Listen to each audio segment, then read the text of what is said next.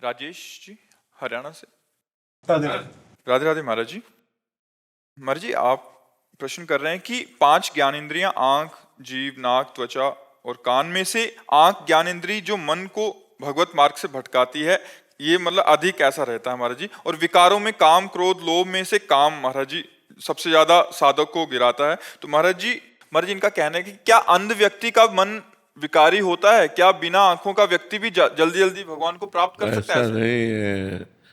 आंखें और नेत्रेंद्रिय अलग है, समझ रहे हैं? ये नेत्र गोलक है, इनमें जो पावर है देखने का नेत्रेंद्रिय है, वो बिना नेत्र गोलक के भी देख लेगी। देखो आप, जब आपके नेत्र बंद होते हैं तो स्वप्न में आप देखते हैं ना, सब व्यक्ति, वस्तु, स्थान, पदार्थ देखते हैं ना। वो कहाँ से देखते हैं? उस समय तो नेत्र बंद होते हैं, नेत्र गोलक बंद होते हैं। देख लेती है कि नहीं देख लेती? आप जब कल्पना करते हैं तो कल्पना में जो दृश्य दिखाई देता है वो कहाँ से दिखाई देता है? नेत्रेंद्रिय से दिखाई देता है। तो ऐसा नहीं कि जो आंखों का अंधा है उसको भगवान के चिंतन में सहयोग, ऐसा कुछ नहीं। भगवान के भजन के द्वारा इन इंद्रियों की विषय वासना को शांत किया जाता है। आपने 2 पॉइंट रखे, नेत्रेंद्रिय और काम। काम अंतःकरण के अहंकार पर प्रभाव डाल रहा है।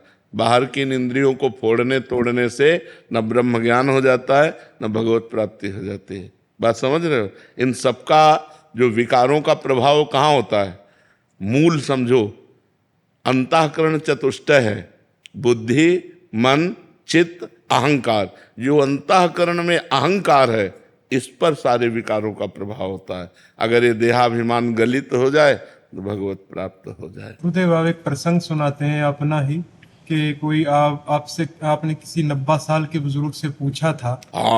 उन्होंने कह रहे थे कि अभी भी अगर शारीरिक हमें क्या था कि जब हम ब्रह्मचर्य में थे तो मुझे लगा कि जो कामादि दोष है 30-40 वर्ष तक रहते होंगे, इसके बाद शांत हो जाते होंगे, नई अवस्था थी। तो हमें लगा कि इसको किसी विज्ञ जन से पूछना चाहिए, क्योंकि ऐसे पूछना ठीक नहीं। तो गांव के वो प्रधान थे और वो 92 वर्ष की अवस्था के थे और बड़ी श्रद्धा रखते थे और गुरु आश्रम में आते थे। तो एक दिन उनके नज़दीक बैठकर पूछा, हम कहा देखो आप अन्यथा बुरा मत मानना, हम अपनी जिज्ञासा प्रकट, क्या आपके अंदर? तो उन्होंने कहा इंद्रियों में सामर्थ्य नहीं पर मन वैसा ही है। तो देखो भजन के द्वारा ही से निर्मल किया जा सकता है, ना कि अवस्थागत या किसी इंद्रिय को भंजन करने से इसको विजय प्राप्त नहीं की जा सकती। विजय प्राप्त की जा सकती है भगवान के भजन से। जब हम नाम जप करते हैं, पवित्र आहार संयम से चलते हैं, धर्म पूर्वक आचरण करते हैं, तो हमारी इंद्रियां अचंचल होने लगती हैं। अभी चंचल है, हमारा मन स्थिर होने लगता है, शांत होने लगता है। और जहाँ मन और इंद्रियां शांत हुई तो निज सुख मिला। जहाँ निज सुख मिला फिर विषय आकर्षण नहीं होता। नहीं स्वात्मा रामम विषय मृग तृष्णाम भ्रमयति। आत्मा राम पुरुष कभी विषय मृग तृष्णा में भ्रमित नहीं होता। तो ये भ्रम न रखे। भगवान ने कहीं ऐसा आदेश नहीं किया। भगवान ने आदेश किया अनन्य चेता सततम यो माम स्मरति नित्य सहा तस्याहम सुलभा पार्थ नित्य युक्त योगिना। सुलभा माने मैं उसके लिए सहज में प्राप्त हो जाता हूँ। कौन? जो अनन्य मेरा चिंतन करता है। भगवान ने चिंतन जोर दिया है। अगर हमारा चिंतन कहीं और चल रहा है तो हमारे सामने दृश्य कुछ और होते हुए भी हमें समझ में नहीं आएगा। श्रवणेंद्रिय में शब्द पड़ेगा पर समझ में नहीं आएगा, क्योंकि हमारा चिंतन चल रहा है। तो हमें ऐसा भगवदाकार चिंतन बनाना है कि जगत के सब कार्य करते हुए, जगत के बीच में रहते हुए हम भगवान को प्राप्त हो जाएं। इन इंद्रियों के खंडन करने से, भंजन करने से भगवत प्राप्ति नहीं होती।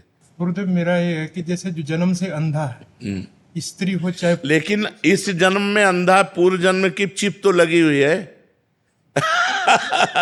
पूर्व जन्म की चिप तो काम क्रोध लोभ मोह मद की लगी हुई है, तो वो संकल्प के द्वारा करेगा, वो दृश्य तो नहीं देखेगा। तो बात चिंतन की है। हमारा चिंतन भगवदाकार हो, हम वाणी से भगवत चर्चा करें, हम नेत्रों से सिय राम में सब जग जानी, करो प्रणाम जो रिजुग पानी, कानों से भगवान की चर्चा सुने, हाथों से भगवत कार्य करें। ये सब मंगलमय इंद्रियां भगवान से जुड़ने के लिए मिली हैं, हम भूल करके विषयों से जोड़ देते हैं। समझ पा रहे आप?